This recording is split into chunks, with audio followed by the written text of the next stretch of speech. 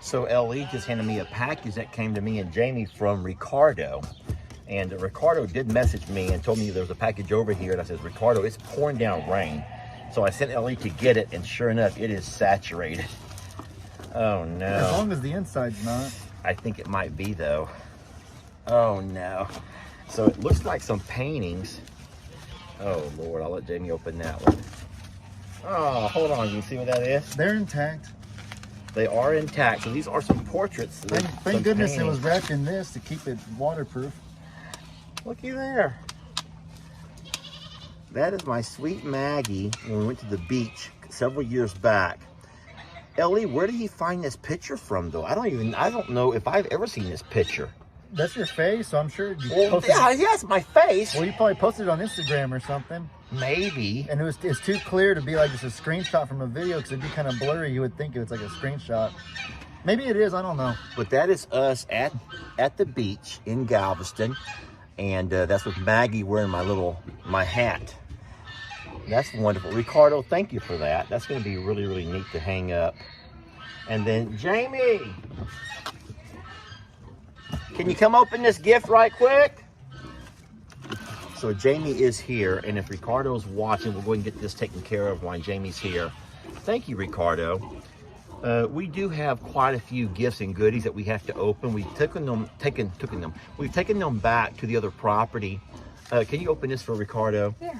Ricardo is that really nice guy who's been messaging me on WhatsApp. WhatsApp, Ricardo. Aww. Look what I got. How sweet. Look what I got. My beautiful Dixie girl. Just hush it up. No one made a picture of y'all. This is awesome. Thank you, Ricardo. That's very nice, Ricardo. Our Thank two you. greatest loves. We got a lot of loves, but these are some of our most beloved, I would say, who've crossed the rainbow bridge to both of them. And this is very special. nice. Thank you so much. Yeah, thank you, Ricardo. Well, hey there, folks. Lester and Jami here. Look who's joining us today. Looky here. Jami has made it to her first live. Facing live. First Sanctuary Sunday in about her a month. First Sanctuary Sunday where she's actually on camera with me. And it's so nice to have her here. She has done a couple of things. She did something with the supporters. You made a couple of videos, or at least one video where your face is in there. Mm-hmm. Is that all you've done so far? And then you did a live, but you were not facing the camera. They saw my torso during that live. You got to see her torso during that live. It was a step. It was a step. Don't you discount it? No. I'm really proud of you. I'm very proud of you. I would say this, that I don't know anybody that has had to undergo what you've undergone who could have bounced back. And you've just been a real champ. You've been a very easy patient. You've only had a couple of grouchy, just really where I just could do nothing right. Yes. What? I mean, that's true. There were a couple. When does my mouth have anything to do with that? Well, let's just go ahead and skip over that subject. But no, I've joked a lot of times about the house has never been more quiet and everything else. But guys, I just joke. I joke more than what I think people realize I joke. I still think after all of these years, most people still do not get my humor. You do realize that, right? I think I'm a pretty funny guy, but no one seems to get it. You can't say no one. Very few. Okay, I don't know. I'm guessing the people that are here get it. And if they didn't get me, they wouldn't be here. Maybe that's what I should look at. I don't know.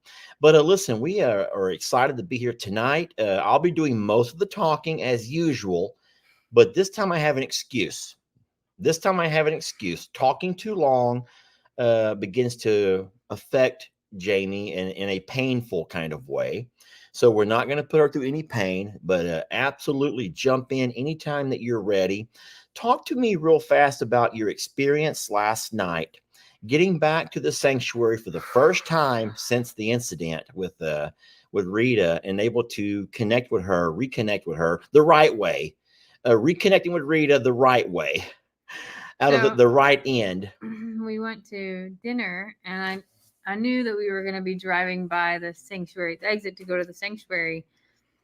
I also knew our plans were to go there today. But driving by that exit, I just told Lester at the last second, like, just go to the sanctuary. And he was like, "Are you sure?" And I was nervous, but I also, like, I guess because I didn't have a lot of time to like sit there and plan it or to stress about it. Um, it was kind of freeing to be able to just make that decision, and we were what 10 minutes away at that point in Yeah. time. And when we got there, it was dark, of course, and being able to realize that the horses were, my thought was that the horses had eaten already. They weren't going to be super hangry or trying to compete for anything. I did not expect that Rita was going to be laying down though, and it was a really special, like, reuniting.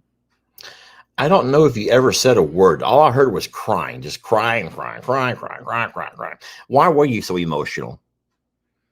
I mean, in your own words, why were you so emotional? I get why you were emotional. And I will say this, you weren't the only one crying, because this morning when I watched your video, I also sit there and cried. I'm like, why am I crying? Why am I crying? Why am I sitting here crying? And I sat there and I cried the entire time that you cried. And I don't know why I was doing that. I know. And then I was reading some comments and other people were crying with you too. I'm like, why are we all sitting here crying? What's wrong with all of us? But what was the trigger to all of the emotions? I think it's just like I I imagine that she had a lot of questions about where I've been, and I don't know, it's just like a ball of emotions all in one that sort of just fall out. And there isn't like a descriptive word to be able to say, oh, it was because of this or because of that. It was really just like, I don't know, it was just everything all at once, and the simplicity of her staying laying down and allowing me to. Did that make you feel more comfy? The fact that she was laying down and not moving around and being her spunky usual self? I was comfortable throughout the whole thing. I think it showed so much trust for her, like, and I don't want to use the word like submission or anything like that. It just was like she was at peace, and I felt at peace at that time too. And maybe it was relief. I don't know. It was so much emotion. Lots of pent up emotion is what I would think would be the best word for that, because things do build up. And, if the thing is, if we saw Rita every day, then this would have little by little by little, you would work yourself back in there. But because you hadn't seen her in darn near a month, and then all of a sudden today was the day, well, yesterday was the day, and there you were. And then she was so sweet to you. So are you crying again right now? Well, I'm not going to cry this time. I say that. I was really happy to see Jami and Rita reconnecting and catching up where they had left off. Rita was very sweet for her. And then there's been a lot of discussion about Rita recently. And man, it's going to be hard to ever convince everybody, because that's just never going to happen. It doesn't matter who you are. You're never going to convince everybody that you're doing the right thing. Because, there's opinions, what they say about opinions. But I will say this, I took the advice of somebody. I want to show you something first. I want to show you and play for you all a snippet of a live that I was able to join today with my good friend Rick, our good friend Rick, who I will say, and I say this without blinking an eye, he is probably the smartest, not just horse, but animal person that I know. Look, I never blinked. You see that? Mm-hmm. I never blinked. Uh-oh, now I can't blink. I'm playing. Listen to this, though. Watch what Rick said. Spunky is, Buddy, my horse is spirited. He comes by, he bucks, he kicks. He's happy, but he knows he can't spin his butt. He can't threaten me, and he can't kick me. All right. So what happened to prompt Rick and I to start talking about this is I said that I did not want to do anything to remove her personality, because even though we all know that Rita is, I don't even know the right word to use. We don't want to change her. We don't want to make her into, like Rick said, a robot horse. So instead, Rick said, "Hey, I get it, man." He goes, "I get it. I get that. You're right, Lester." He goes, "But," and here comes the but. There's always a but. Rick said, "But there's two things that you have to stop now." What are those two things? You think you might know? I'm going to go with turning her behind to you. You don't let her turn her behind to you, because like Rick said in his video yesterday, when she turns that behind to you, them two legs, that's like a double-barreled shotgun looking right at you. And no one wants to have that kind of a threat right there in their face. So yes, do not let her turn her butt to me was one thing we have to stop. What else is the other one? I'm going to say biting. Don't let her put her mouth on me. Don't let her put her mouth on me. Don't let her bite me. Well, watch this, Jamie. Watch this. Just the deal breakers in horses. If you just stop those things, she doesn't spin her butt and she doesn't get to kick at me. If she gets some little, I call it negative reinforcement. A lot of people go, well, it's you're removing. Negative isn't good. It's punishment. Whatever. I just call it, if you make me feel uncomfortable, I'll make you feel uncomfortable. Don't spin your butt. Don't show your teeth. Don't try to bite me. Don't try to, threaten me. So today we head over to the sanctuary. It is Sunday. It's our day to do all of the chores and feed up. We give Ellie and Megan the weekends off if they want the weekends off. So we go over to work, and guess what I did? I took Rick's advice. Yes, I went over there, man. The first person's advice. No, I'm kidding. I'm kidding. It may have been the first bit of advice I've ever taken. I took Rick's advice. I geared myself up. I was ready. I padded my pants. I mean, I was all padded up. For just in case. Let me show you what happened when I got there. Friends, happy Sunday. I have to come in here and do something. Well, besides pick up a lot of things that got knocked around from. All right, so I'm just going to say that what I'm going to do before I do anything is find me some kind of a spanky stick. Yes, it has been decided that I will find me a spanky stick. And if I do anything over the course of the next 20 years of my life, I will teach Rita two things she cannot do. Two things only. She will not bite me, and she will not kick me. No. That I do with Buddy, I have people saying, I'm going to make that horse dangerous. He's going to bite me. I shouldn't let him kick around me. He's going to kick me in the head. I shouldn't feed him by this. I shouldn't. I get a lot of and my response is kind of like Lester's. I like his spirited attitude. I kind of like his unruliness. I like his Buck and Buddy show and his little spunkiness. And I don't want to beat the horse out of him. I don't want a robot horse. And I think the fine line that we're seeing is there's a difference between a robot horse and establishing boundaries and just limits, and then let Rita be Rita. All right, so what I'm trying to look for is something that I can carry around that's convenient, but I can also give a little swat if I have to. Well, here we go. The old carrot stick, my friends. There it is. There's the rod right there. This is the rod. This is the rod that I shall not spare. But I don't want to use it if I don't have to, so I'm not going to. I'm going to open a couple of treats. These are peppermints, the soft peppermints that all of our horses love. It's a peppermint. It's really good. You like that? I have another one. I'll give you two. There you go. You're being a sweet girl. Why is she being so sweet to me? Jamie, why is she being so sweet to me today? Or could it be because she sees what I have under my arm? Sweetie. Just hush it up, Nate. Okay, so let me remove that. So I just now pinned a comment here from Lori Bross. She goes, you don't want to break the horse. You just want to have a safe horse. And so today, that's kind of what Rick had talked about with me. And so we went on today. We went over. Like I said, I patted myself up. I was all patted down, y'all, because I was not going to take it. And but I had my spanky stick in case I needed it, and you were there. I had no problems with her whatsoever, because all it took was her to know that I had that little carrot stick under my arm just in case. She was the sweetest horse today. It was an angel. And so I want to say thank you to Rick and to so many other folks. And I will.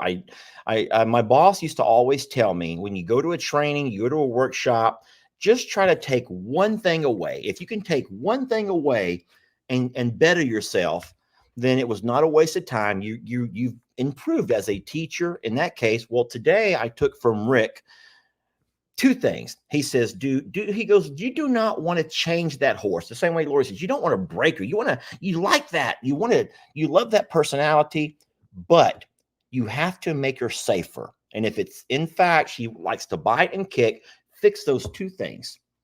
And I said, you know what? I'm going to do it. And so today I did it. And I hope that who is proud of me. Think he will be?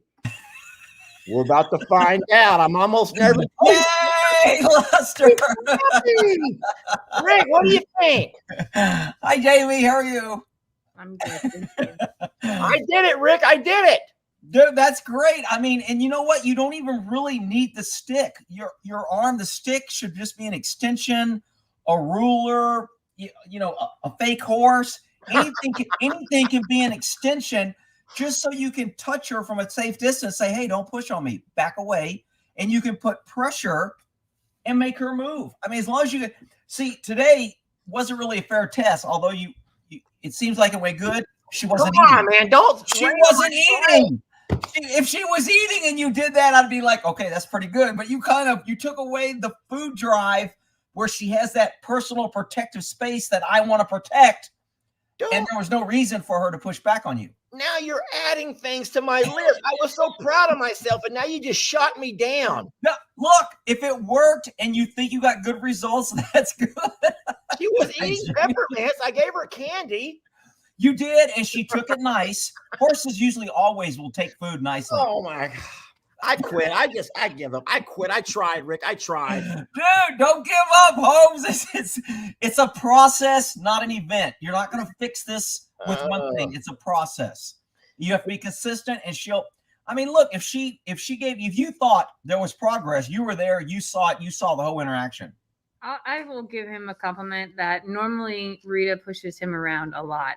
And he was in I call it a hallway, basically. Yeah, like a little choke point. Yeah, and he was in the back corner of it, and she did not push, move, do anything, and that was before he even had a treat out. So I will give him some props, and he didn't necessarily need to pat himself to that caliber, but it worked out. Well, it is true. It wasn't during a high profile time when all the other animals are all around. It was just kind of Rita and myself. But that's good if you establish, hey, when we're together, neither one of us has to feel uncomfortable. You got to give way to me, though. I have to have free reign, and you can't tell me no. And I didn't see her pin in her ears, threatening. I didn't see her telling you no, which is all good. But then again, horses usually only say no when you ask them to do something they don't want to do. Well, Rita is an exception in that sense to Lester. Sadly, she sees him and immediately finds a reason to I tried to tell him that. He doesn't believe me, that Rita. Well, it's not that I don't believe you. I think that you have taught her that you're a low horse. And anytime a low horse comes around a high horse, the high horse has to kind of show off and go, hey, don't forget you're a low horse. I got to show you. I got to remind you. And that's probably what she's doing. It's not mean. Yeah, she likes to hear me scream. She loves to hear me scream. Rick, I thought it was something else. Here I was over there trying to look really deep into it. And I'm thinking, wait a minute.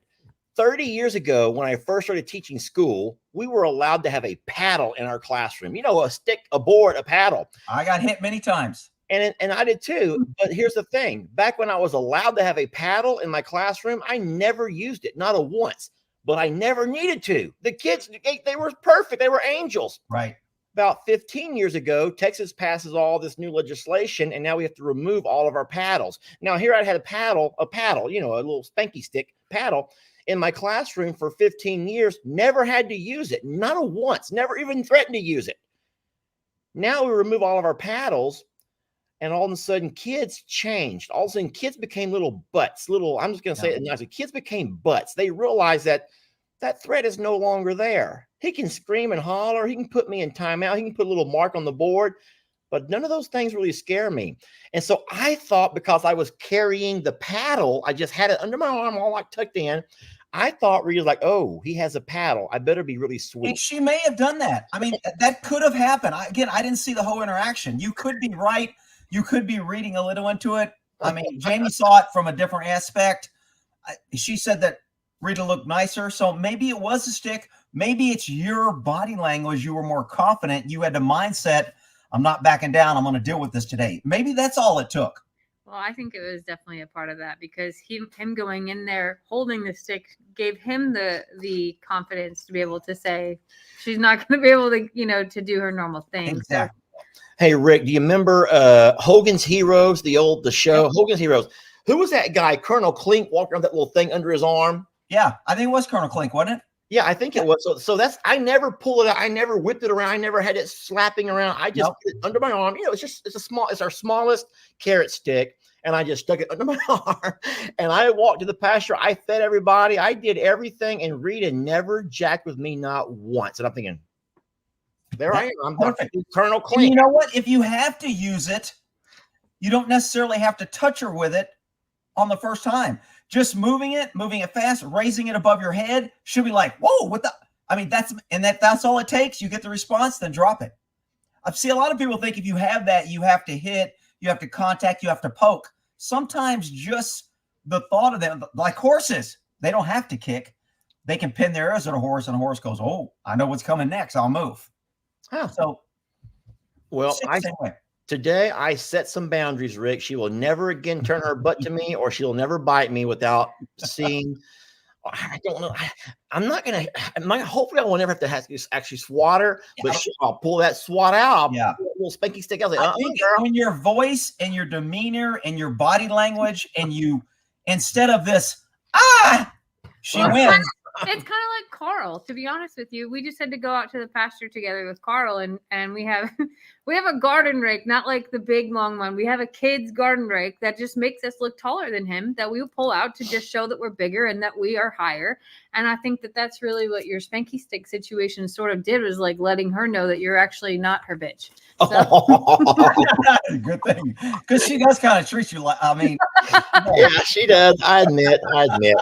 But I really appreciate what you said, and I'm glad that we talked today, because when you added that little snippet that I included here about how you never wanted to change, not Mr. T, you never wanted to change. Yeah, buddy, you don't want to change. You like his personality. You got to make sure that you're safe and that your other animals are safe. And I think that made a lot of sense, because and once you said that you can still do that and keep the personality, just find a way to have where she has boundaries. I needed to hear that, and that made perfect sense to me. It's never been told to me that way before. And so once again, I have to come and say thank you. You've saved me. You've pulled me out of a number of situations. You know what? And thank you for listening, because that's the key. See, you were doing the same thing that I complain about other people. There's the people that are show 'em who's boss, and they're always nagging and hitting and moving and showing, and there's no in between. And then there's you, who she can do anything, and I'll just scream and yell and let her get away with it. And neither one of them is good. Not good for the horse, not good for us. So I'm glad that you kind of see that there's a middle ground, and it doesn't, and I think it's going to fix pretty quick. I really do. Horses love knowing who the leader is, and they know their boundaries, because horses like to know what's coming next. They don't like to guess. When they guess, they get nervous, they get frustrated. They're like, uh-oh, what's going to happen? And they go on that fight or flight. Do I have to run? Should I be concerned? Should I not? And all that process is taken away when they have a routine and they know. Once she knows that she can't do that, she'll stop trying to do it, and then it goes away. Yeah. Jami's not ignoring you. What she does while we're live is she goes and she removes people that are being total jerks. And you know what? Speaking of that, I was just going to say, we had a great conversation on our live, and I was reading the comments tonight. Yes, sir. And there was a couple of people that I'm just like, dude, they were just so like negative, and I'm just like, I don't get it. Why do you want to be mean? We're having a discussion. We're learning. He gets to run his place the way he wants. I'm giving him my opinion. He can take it. Why does it have to be personal and turn into this hate, and he's not going to listen? I just don't, it just proves no matter what you do, You're never going to please everybody. And somebody, if they want to hate you, they're going to find a reason to hate you. Period. Yeah. Oh, that's true. And Rick, this is a great trivia question for you. You're gonna enjoy this one. Who do you think has more haters out of the two of us sitting over here? Who do you think has more haters? Out of you two or me and you? No, out of Jami and I. Oh, of course you do. No, wrong. You would Really? you have no idea. I love her. I feel so bad for her. No kidding. I think it's a woman thing. You know how women can. Well, women kind of can be petty, and they can get personal, and their hair and clothes and all kind of shit that guys don't give a shit about. Yeah, yeah. Women are not kind to other women in general. No.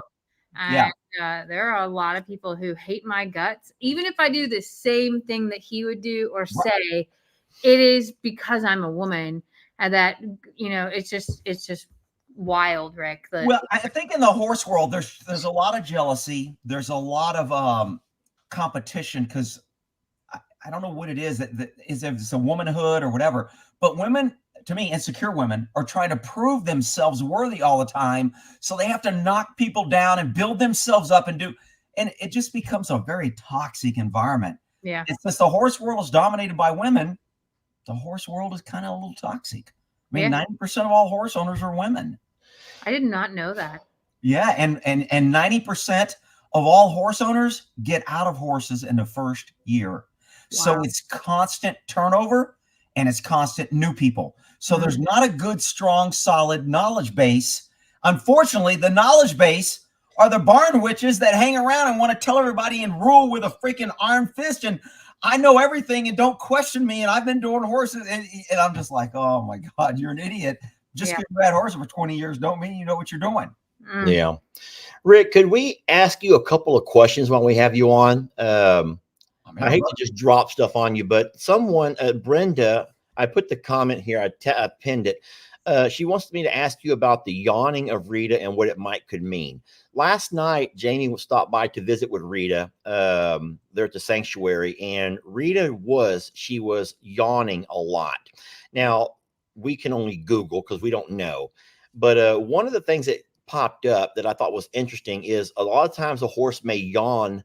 Can you say that better than I can? What you had told me? Well, so I know that horses yawn when they're in pain, right? And they have different markings around that. I also know that sometimes it's a release, like after the chiropractor does some things. I've seen the horses yawn and things like that. And sometimes I don't know if it's also one of the things that say they've acknowledged or learning. I know that that's like a mouth movement thing. But Rita was laying down when I got there and resting. And I went up to her and loved on her for a good, 9-10 minutes. And then she stood up because I was getting ready to leave. And when she stood up, she just yawned and yawned and yawned and yawned. And I didn't know if it, like, all of a sudden my mind starts going to colic, to all kinds of things. And right. But I don't know. I think people want to know, like, what do you think that yawning means in a circumstance? Well, let me ask you a question before I answer this. Why do humans yawn? I think that we yawn whenever our brain needs oxygen. Bingo. A lot of time horses, if they're laying down, they're compressed, their air, they're kind of cut off. So she may have not getting a lot of oxygen. So when she stood up, she needed some oxygen. She could have been yawning. Her jaw could have maybe, if she laid her head completely down, could have been a little locked. So she wanted to get some blood flow back in her jaw. Could have been that. Could have been a yawn. Could have been pain. Colic is another thing. Usually yawning and colic and pawing and the ears back and the looking where the pain at. Horses will look with their ears or mouth where the pain. So all those connected with yawning, I would say colic. Yeah. But just yawning in that situation, either blood flow because she was laying down or a little lack of oxygen. She wanted to get some oxygen. And it could be she's relaxed. Yeah. I didn't think it was colic. She didn't have any like other marks or anything like that. And she seemed fine, afterwards. And then again today, she obviously, other than being completely opposite with Lester, was normal. But yeah. It's not what we was hoping it was. I thought that she was doing that to show Jami something like, oh, I'm glad you're back. Oh, I'm glad you're okay. Maybe I'm trying to humanize it. And now, since you brought that up, there's a thing that babies do. She's not what I would call a baby, but little baby newborns up to 6 months. Buddy did it up to 2 years. They'll do clacking. They clack their teeth to say, I'm no threat. I'm showing you my teeth. I'm no threat. And they clack to say, I'm a baby. Don't hurt me. Wow. So little babies will go up to older horses and they'll clack. And some people go like, he's trying to bite me or it's being aggressive. And it's showing that I'm no threat. Don't hurt me. And they're showing submissiveness. So it could have been a little of that. A clacking is usually pretty, their neck's out. They kind of expose their neck. They're very non-threatening and it's deliberate. So, but that yawning and opening, it could have been a little submissiveness, kind of like, you know, you're no threat. I'm no threat. We're hanging out. I haven't seen the totality of the whole situation, but my first guess would be blood flow and a little lack of oxygen.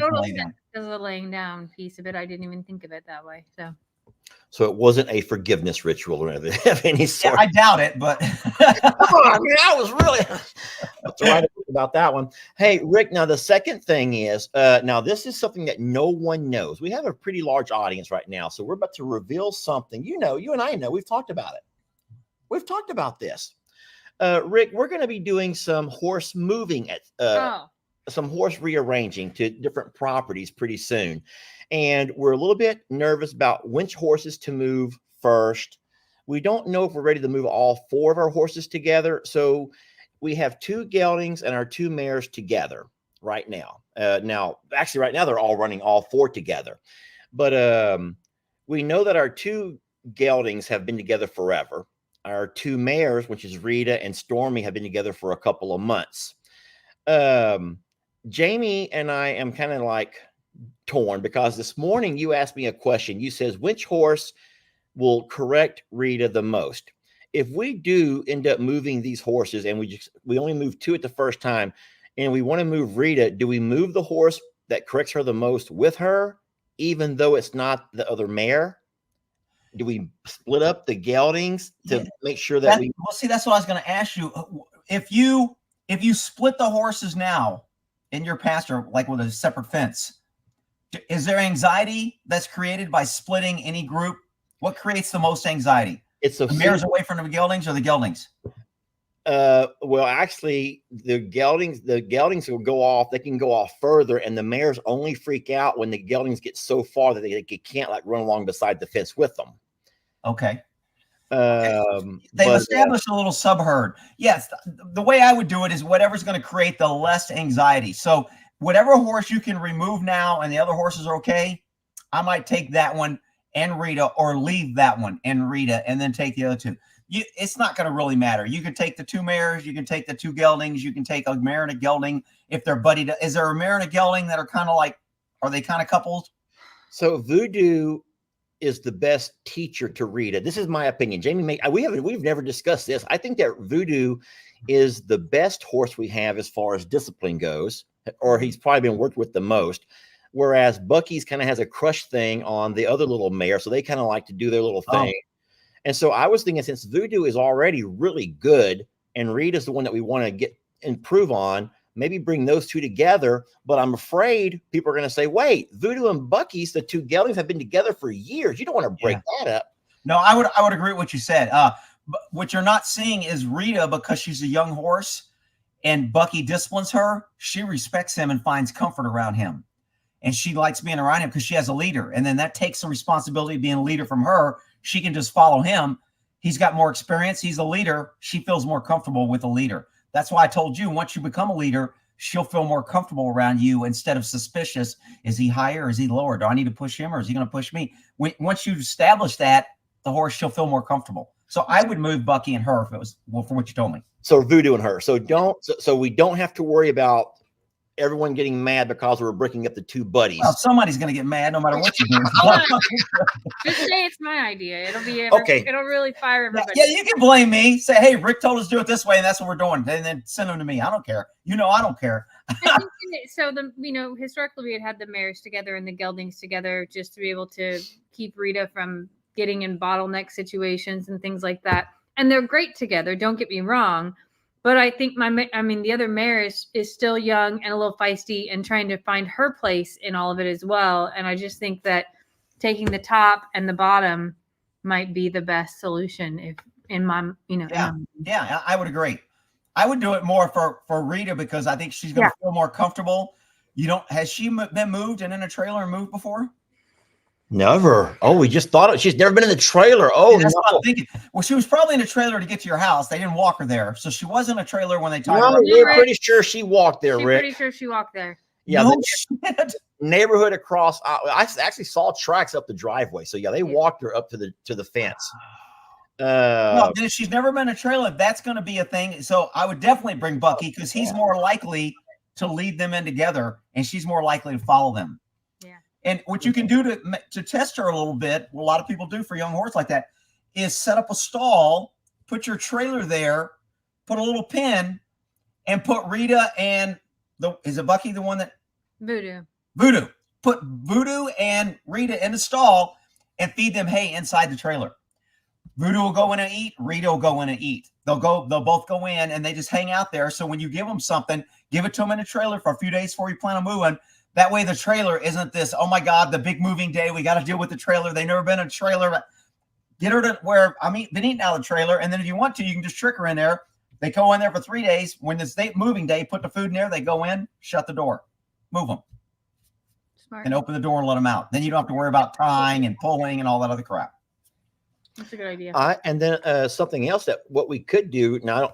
I'm just thinking out loud, Rick. Brainstorming, sure.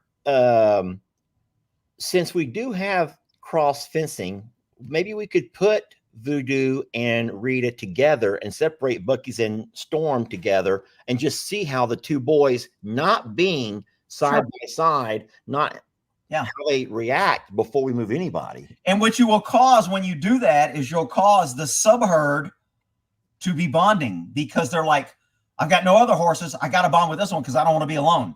Oh. And they will automatically create these little sub-herds before they ever move. So that will probably help them. So there's no rule that the two buddies who've been together for 4 years or so have to stay together. Yeah, I'd want to keep them together. I wouldn't want to split up Buddy and Mr. T. We're not talking about like months or anything. Right. We're talking like A couple of weeks. Yeah.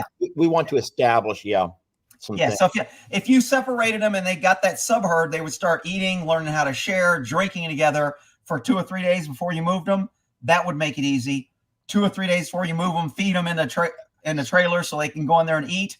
And then you don't have to worry about getting them in a trailer. They learn to walk in because they're eating, and then you can shut the door. Yeah. Let me answer a question real fast here, Rick. It's popped up on it quite a few times. So everyone's asking. We've not talked about this to everybody, and we probably should have done that first. But friends, we are going to be eventually moving all of our horses and most of our donkeys, along with our little alpaca who thinks she's a pony, here to Longhorn Lester's. Is that correct? Mm-hmm. And all of the Longhorns are going to the J&L Ranch property. Yeah, Rick, we're like just shifting off musical pastures. Yeah. Hey, you know what? But that's all. Look, horses, they get comfortable in an area, and that's great. But when you change horses, it gives them new life. They're looking at new experiences. They have to go back to their herd. They feel uncomfortable. They get more exercise. They're looking for danger. It's mentally stimulating. That's so much better than locking them in a stall for their whole life to where they're comfortable. Doing this is so much better, believe me. Yeah. And I'll just let you know, the reason we're doing that mostly is because Jami we're living here at Longhorn Lester's now full time. And this is where Jami has more time to spend. Going to the sanctuary or going to the third property has been tough on her. And I think that she needs to be here with the horses. That's who she spends her time with. So we're going to move the horses here.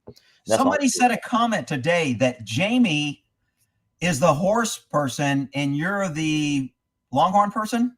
No, I'm just kind of Rick. I do all the labor and she has all the fun. You're so full of it. You're so full of it. Why would I make that up? I've worked. Look, I've seen her running around filling and checking water. That's labor. That's a pain in the butt to keep water going. Yeah, absolutely. Jami is more of the horse person. She enjoys the horse side of everything, and that's I didn't know that until somebody commented it. I told you this morning, to me the horses are another animal to feed, water, check on, do our welfare checks and whatnot that we do every day. But it's not my passion to go out there and be a horseman, a horseman, or horsewoman. It's not my thing. I could live in the barn. But Jami could live with the horses. Yeah, she could sleep with them. And it's the best thing for the inside of a man is the outside of a horse. They just are. They're big, strong, powerful. They're smelling, and they're kind and they're gentle and, but they're flighty and they're reactive and they're preying. So it's a good with the bad. I squeezed a lemon here. Somebody saw me make a funny face. I'm trying to drink more lemon. So I got some lemons there and I just squeeze a lemon in my water and I'm drinking it. Grow them, Rick. You should grow a lemon tree. They're pretty fabulous. Do you have a lemon tree? I have 6. Get out! And they live in Texas? Yes. You don't have to bring them in the winter? I do bring them in, but you can grow them in pots. You don't have to grow them in the tree. That's what somebody told me, in a pot. And I'm like, hey, what am I doing with a pot? Put it in my barn. I said, buddy will be eating it. I just can't. No, you're on your front porch. You just grow it in a pot. That's it. And how big the pot got to be? Like a 50-gallon drum or? No, you can do that if you want to, but like mine are growing in 3-gallon pots. And how many lemons you get? So it's only my first year, and I only got 3 off of my each tree. It takes time, Rick. It takes time. You just gotta water it, Rick. That's cool. I mean, but that's cool. I love lemons as citrus. And somebody else had told me that because I got a couple apple trees, had a couple cherry trees. That big rain killed them. So I lost my cherry trees. My apple trees are kind of hanging in there. I got a peach tree that sometimes it thinks it's an apple tree. It gives me apples. Sometimes it gives me peaches. So but I kind of would love to have a lemon tree. You should do it. It's really, you cannot order it to be shipped in Texas. You have to go buy it at a nursery. But Home Depot, Lowe's, they all have them. No kidding. Yeah. I might do that because I recommend that you grow a lemon tree. Yeah, that would be great. I think I might do that. I'll have to read up on that. Well, I want to ask you one last question about the horses before we leave that topic. One of our biggest concerns is, and I don't know if we've talked to Rick about this before or not, grass in the spring. And I'm just going to go on. I'm going to paraphrase some things that I don't know what I'm saying. I'm telling you right now, I don't know what I'm saying. But we've heard that grass in the early spring has a whole lot more sugar content that can be harmful to horses if they're pure grazers, if they're put on the pasture. Great, yeah. And not dry lot at all. Do you have any advice on any of that before we move them over? Because we will get good green grass here. We've had so much rain. Did you fertilize? We've not fertilized yet, but we do have plans to. Why? Are you saying I should not?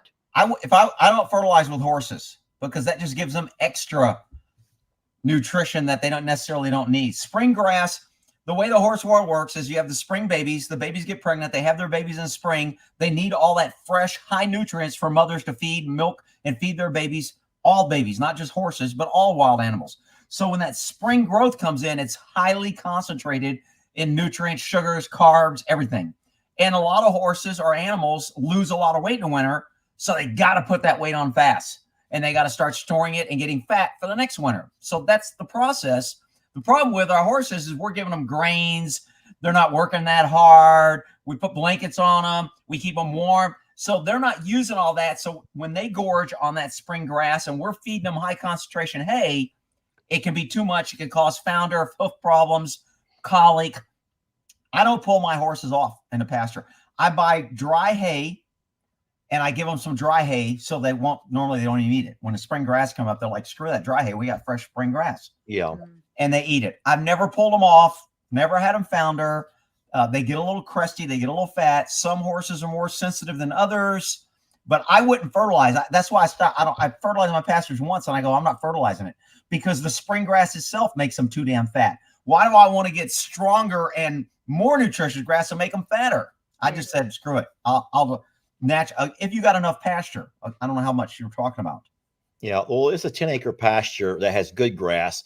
So you're not saying give them pasture for a few hours and pull them back to the dry lot. Just go ahead. You can do that if you think you have a horse that is prone to founder, or I think there is a Cushing's disease, or, if your horse has already been diagnosed with some of these issues with high sugars, then that's kind of the fix. The other thing is to get them a grazing muzzle.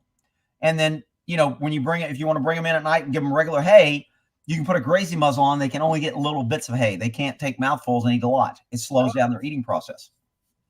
That's interesting. Yeah, we have one horse who is at risk. He has not been diagnosed, and not confirmed, but he's older and he's not thin, and he's got, we know that he would be at risk for it. So we just want to be conscious around that. And my plan is probably to do some dry lot and just some pasture timing instead of that with him during that season, not forever, but it is during that time. So I mean, it's all a guessing management game. The grazing muzzles, they got different ones for different sizes. So if you got a horse you just want to slow down, they have bigger holes. If you got an older horse that you don't want hardly eating any grass, but you want to be out to play with the horses, it's almost completely closed. They may get a blade every once in a while. So you can get different levels of grazing muzzles for them. Good to know. That's great to know, Rick. You are the best. I'm really blessed that we ran across your page. It's been several years ago, hasn't it, Rick? We've been knowing you for a while now. I can't even remember how long, dude. It's been a while, but I'll tell you what, you've been. I think it was a godsend when we ran across you, because you've helped us more than I could say we've gotten help from anyone else. You full of advice, good information. So thank you for that. And thank you for joining us on things like this. And thanks for inviting me for your show this morning. Yeah. We enjoyed that. And anything else you got for Rick? No, just grow some lemons, Rick. I can't wait to hear how it goes. I know. You got me psyched now, because as people say that, I'm like, yeah, you're full of crap. Nobody does that in Texas. And now I know somebody who does. You don't, even in the wintertime, Rick, you don't have to bring them in. You can cover them and they'll be fine. Up where you're at. But how do you bring them in? You got Lester to pick them up, or the tractor? Come on now. No. I mean, I'm thinking big pots full of, they gotta be freaking heavy. They're not that big. So we do have a dolly, though. You can put them on a dolly, and all we do is roll them from the porch into the shop and just get them out of the cold. And you got a garage, so you can go in, just have your dolly. Only when it freezes. That's not like all winter long, just when it's gonna freeze. Oh, okay. I didn't know that. Yeah. Okay. Rick, she has a greenhouse and everything now. She's really taken on to the whole planning. Man, I'm telling you, everybody ought to be thinking about that, because the food we're getting now, every time I turn around, I'm reading some nasty crap that I'm eating. I'm like, shit, I can't eat anything now. Every time I eat it, they're putting this food coloring, is phosphorus and this and that. And I'm like, shit, and now they're shutting down the farmers, so we got to eat crickets and freaking grown meat. I'm just like, shit. It's wild, Rick. It is getting crazy. She's learned how to freeze dry. We have some things we freeze dried. And so we for you. Come a long way in what we're learning to do, just to kind of prepare ourselves for who knows what's going to happen. You got chickens and eggs? Whew. Really? Oh, I didn't know. I know you had some ducks running around. I know you had chickens. I hate chickens, Rick. I just hate them. They're kind of cute. They follow you around when you. I love chickens. Yeah, I think they're kind of cute. But for their eggs and for what they do for us from a protein standpoint, like, you can't beat. And they fertilize whatever when they poop. That's great fertilizer. I mean, I should have had Rick on this for like weeks now to talk about this. Yeah. Yeah, I'm just gonna see myself to the tub. I think I'm done here. Dude, you need to listen to her. All right. I do. Because I'm telling you, man, that it's smart to start. People need to start preparing what water, generators, guns and ammo, self-survival.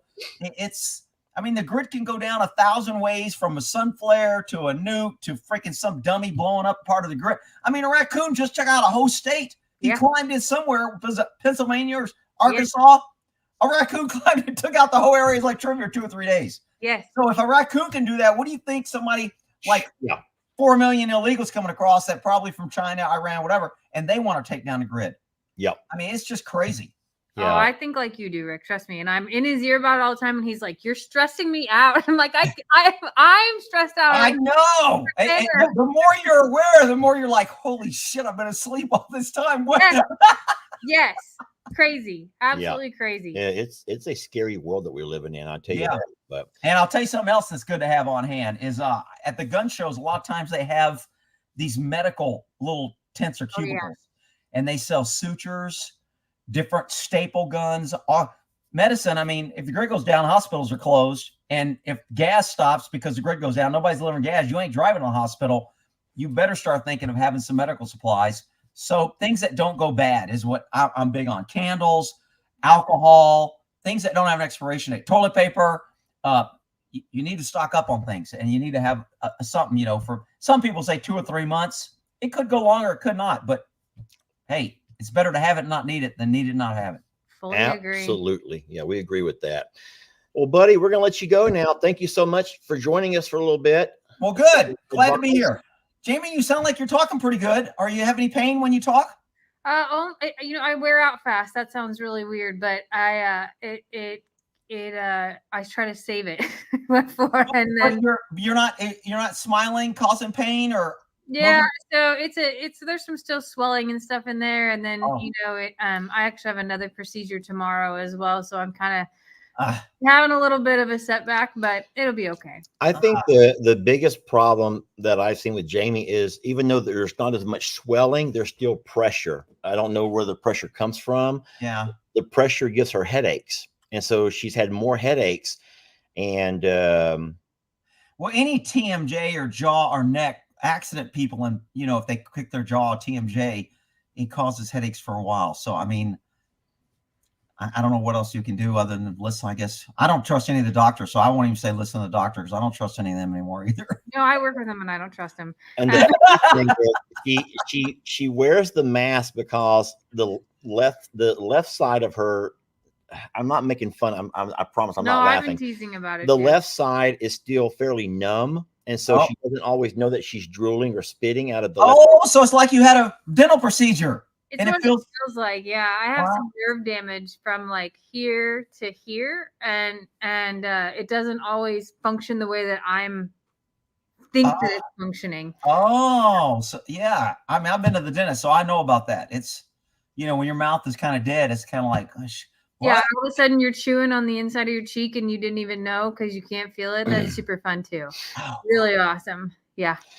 It was kind of embarrassing and also sad last night that I took Jamie out, and we're at the restaurant, and there's only some things that Jamie can eat. So we have to be real careful where we go, what she can eat.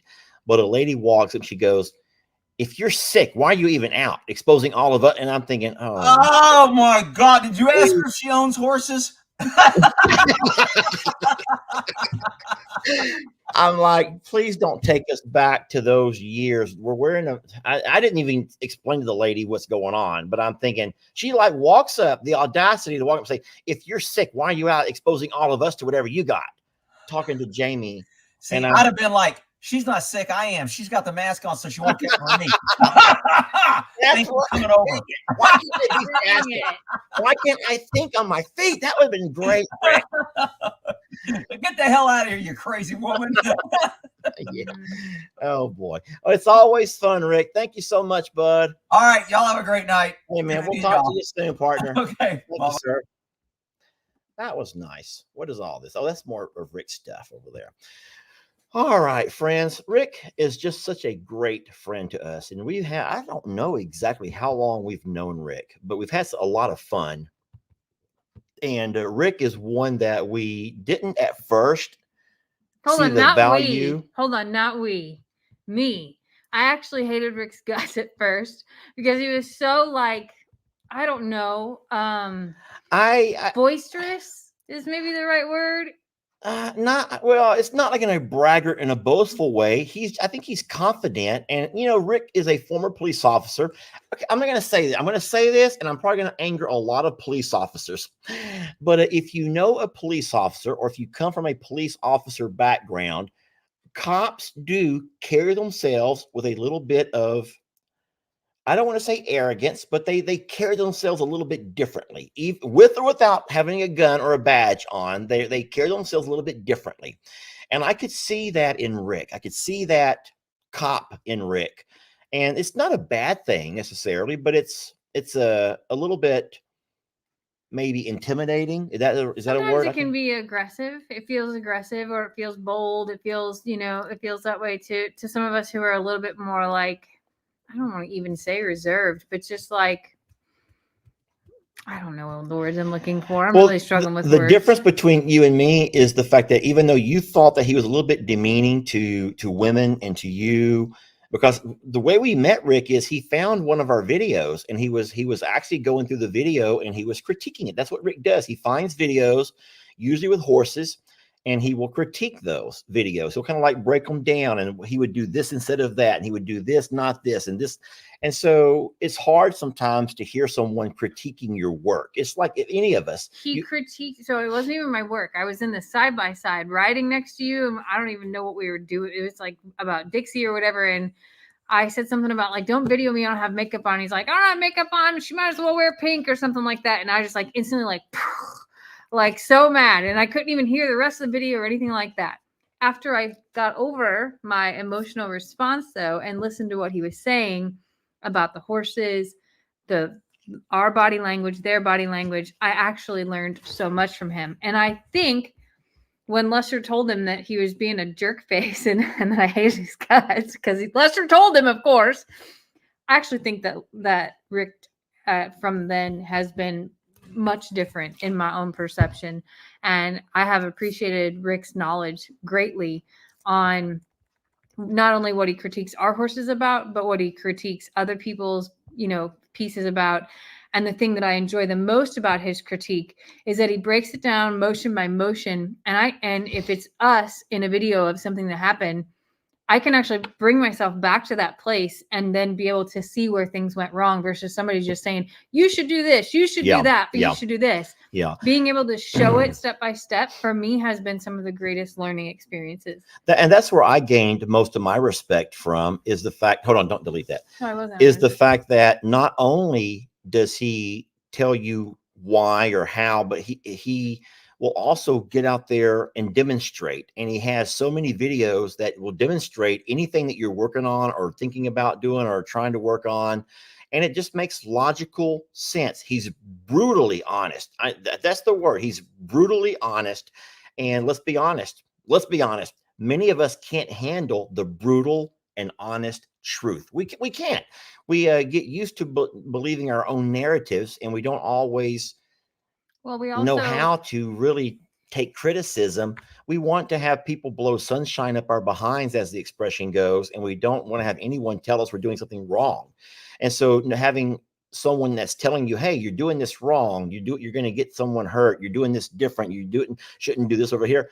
That's one thing. But when they can go out and demonstrate and model and teach, then you have to have a whole new level of respect for that, especially if when you try it, it works. They're like, oh, okay. So the guy knows what he's talking about. We've come in contact with hundreds of horsey and horse people, but we don't value the opinions of all of those horse and horsey people, but we do value what Rick says. I think that we both agree on that. So yeah, we're blessed for Rick. So, did you have anything else about horses before we move on to something else? Our time is running short. No. All right. So thank y'all, first of all, for being so supportive and loving of Jami with her first chance to reconnect with Rita. That was beautiful. It was a beautiful moment, wonderful video. And if you've not seen that yet, when will that play on Facebook? Tomorrow on Facebook. It hit YouTube first. Tomorrow on Facebook. We're going to move on. Shelly Bray says, any babies? Well, Shelly, we're not going to tell you who, but yes, there are babies. Tonight was going to be mostly about babies. And then things happened with the horse. And it was just the timing with Mr. Rick this morning on his live, and then having him volunteer to join me on my live or our live. And then, of course, working with Rita today at the sanctuary, all that kind of took precedent. It was more timely. So I know I want to talk babies. I want to show babies. I want to just do what we do with babies. So y'all will have to wait till tomorrow. And if you can wait till tomorrow, we'll get video out and we will just really have some fun talking babies. But yes, babies abound. Babies abound here at Longhorn Lessers. I'm just going to say it that way. Babies abound. So I can't wait to talk more about it. Gosh darn it, I want to talk about it right now. I know you do. I was like, I can't believe that the Lester Morrow, the worst secret keeper on the face of this earth, is really going to sit here and hold out. Listen, we got 12,000 people watching right now, and I want these 12,000 to know all about these babies. I want to show them to you. I want to grab my phone and show you all the pictures, and we can like scroll through like a grandma does with her babies. I want you to see all of this. But we've talked horses for an hour. Well, here's the worst thing. If I even give a snippet of what we got out there, then tomorrow when my video comes out, already seen this replay. I already know about this, and I'm not going to do that. I still make my living off of videos, not from doing lives. Well, but hold on. We also don't know if it's done yet, and this is. Hold on! Don't give away too much information, Jami. Make them wait. Make them wait for it. I'm just saying. I'm giving them a smidge of some of the why, because they're all gonna be mad that you didn't spill your guts. Someone goes, I'll still watch, damn it. Ladies, please. Okay. Pretty, oh my gosh, Jamie, they're begging for it. No, don't beg me, ladies. I'm a sucker. I'm a sucker for pretty please. Oh no, Jamie, I'm gonna have to. Okay. If you don't, I will show you what I got. But if you don't watch the video tomorrow, you're in big trouble. I will come hunt you down individually, each and every one of you. Okay. So Jamie walked outside to feed the dogs. This happened like 15 minutes before we went live. Yes. And she goes, Lester, I hear babies. So I'm sitting here, I'm setting the live up. I'm like getting everything programmed to go, getting everything. And I hear her and I'm like, what? And so I dart out that door. Well, Carl is on high alert. Carl has his wings out. He's standing 9 foot tall and he is hissing. Yeah, we went face to face with Carl right before this live. Carl wants nobody in there with those babies. He wants them babies all to himself. So I was like, okay, dang it. I'm going to put this video onto here so we can all watch together. Okay. But I'm only going to include one small snippet. I will not show you my entire video for tomorrow. Why don't you just do a screenshot? Jamie, I don't want to bore people with just a screenshot. Just give me a moment. The reason I said to do just a screenshot is because the lighting wasn't awesome. That's all. I'm only going to play a tiny snippet. I will play a tiny snippet, okay? Can I play it? Also, because I'm jonesing to go back out there to see what else is going on. We're going to rush. Before I do anything, though, I'm going to ask you. You do know that we had both Sissy and Tilly, who are our expectant moms. So Sissy and Tilly are our expectant moms. Who do y'all think was the first to drop their kids? Who do you think, and I'm looking for comments, who do you think was the first to drop them kids? I'm waiting for the comments. Show me the comments. Come on.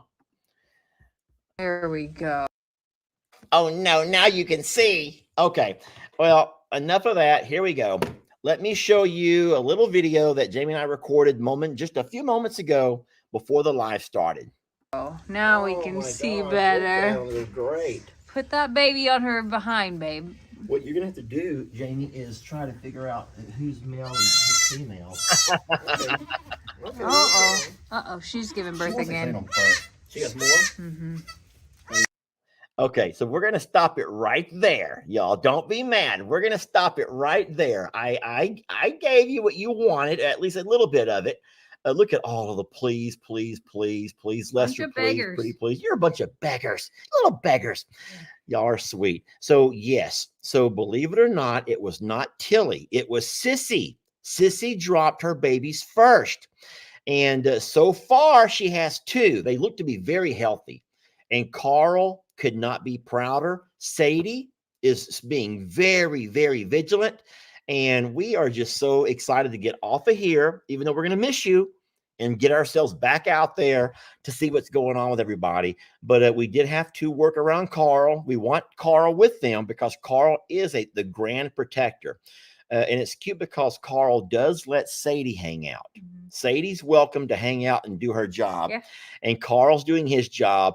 And get this, this is the craziest thing to me, is that all of the other goats are there.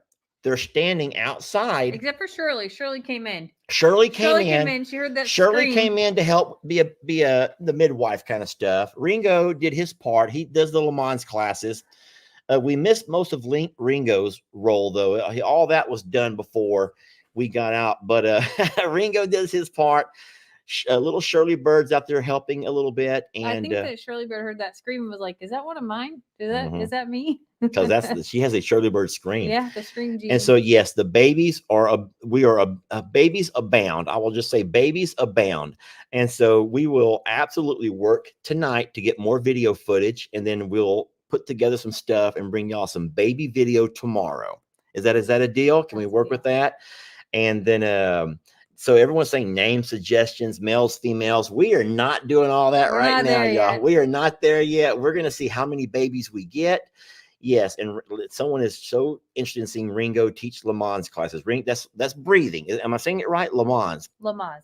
Lamag? Maz. M-A-Z-E. Lamaze. What did I say? You said Lamong. You know what you know what I mean. Breathing. Ringo's teaching breathing. Ringo has sired many a baby, and he knows all about how to produce some really beautiful, healthy babies. And right now, he's not the father of any of them, but he is absolutely the midwife and helping these ladies along. But no, it was Sissy before Tilly, which that kind of threw me for a loop. And then what's horrible about that is when my video, gosh, I'm just giving everything away. This morning, when I went out to do my first morning checkup, that's what I do first every morning before coffee. I go out and see if we have any babies born overnight. And so I walked out, and it was crazy because I saw Tilly over in the loafing shed with Tat. I saw Sissy over in a loafing shed next to Carl. They had both in different pastures, but they were both in the loafing sheds. And all of the other goats were out and about doing, their grazing on the pasture. And I'm like, wait a minute. Why would both these ladies be in here nesting while the other goats are out eating? And then while I was out videoing, kind of doing a little walkabout, I noticed that Tilly came out of the loafing shed and began to eat. So I'm like, oh, well, Tilly's just hanging out. But Sissy never left. Sissy laid there. So I kind of knew from this morning that Sissy might be first. And by the time we got home, guess what? Sissy was first, and yes, they both looked like Gus Gus. If you don't know Gus Gus, our little fainting goat over at the sanctuary, they both look just like Gus Gus. Yeah. And what's funny is Jami forgot. Jami's like, I black and white. I was like, where did the black come from? How are they? Ringo can't have. How Yes, are they black I and had white? this Ringo's been fixed, and I'm like, baby, those are not Ringos. Those are Gus Gus, who's also black and white. I don't know. Just a moment. You've had a concussion. It's okay. I'm going to use that for the rest of my life. Use that for as long as you can. Do like I do. Well, I've never had a concussion, but I'll use any excuse for as long as I can. True. Listen, my friends, we love you so very much. We're very blessed to have you. Thank you for joining us and being a part of this, being so supportive of Mr. Rick and his ideas and suggestions and advice that he gave us. Thank you for being patient with me, especially as I work my way around and figure things out. I'm slow to get started on stuff, but once someone finds a way to convince me, then I'm usually pretty good about trying new things. But just like most men, I'm also stuck in my ways. But what Rick said today made perfect sense. And so I did try a couple of things, and I think that we're on a really good path here with Rita. And now we got babies. So our lives, if they weren't busy enough as it is, just got a little bit busier. But you will be seeing some horses make the transition over here to this property during this month at some point. We're going to also be moving some cows off of this property to the J&L, which we also have some fence work being done starting tomorrow. Guys, we got so much going on. We got so much going on. I was sneezing in the car, and Jami goes, "You can't get sick." I'm like, I know I can't get sick. I am way too busy right now to be sick. I cannot be sick. I'm like, I'm just sneezing them out. I'm going to sneeze all this stuff out of me. But I feel fine, and we're going to be good. But listen, thank you all so very much. I'm going to let you finish this thing up for us if you can. Yeah, thanks so much for being a part of our life, allowing us into your homes and phones, and just giving us the greatest gift of all, which is your time. We love you so much, and we can't wait to share all of the things that are happening over here. So absolutely. All right, we're gonna say. Oh no! Whoops! My finger slipped. Amy, I'm sorry. I'm gonna try to figure it out. I'll stop it. Black and white. And who would have known that Sissy would be the first to drop her babies when we all thought it was gonna be Tilly? Sure did.